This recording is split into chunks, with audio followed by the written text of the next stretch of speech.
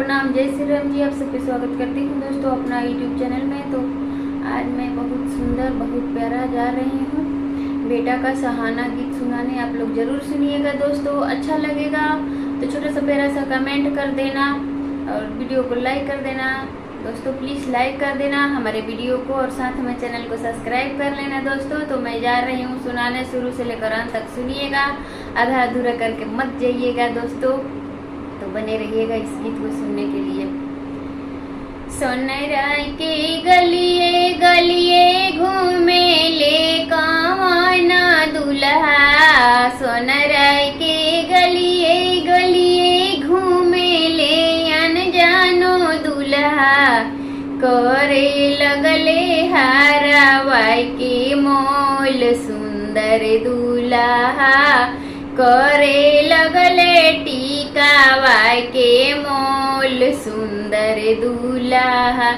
टीकावाई के मोल आना मोल कावाना दुल्हा, टीकावाई के मोल आना मोल सुंदर दुल्हा। तुम्हारे पापा हजरिया लेकर आयो सुंदर दूल्हा।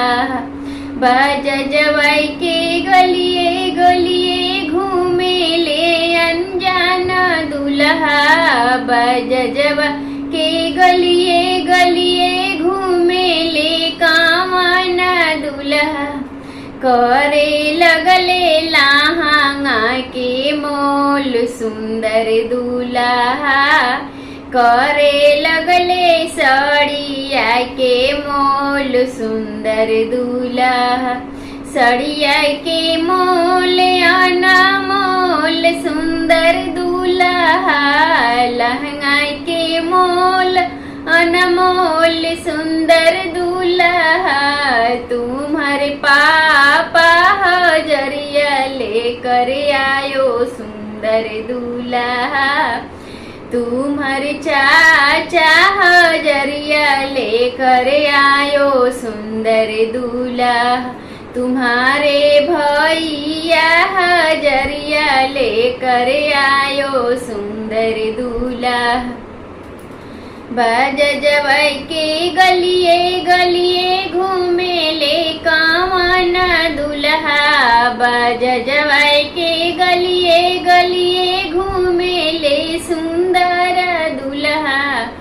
जड़ाई करे लगले लहंगा के मोल सुंदर दुल्हा।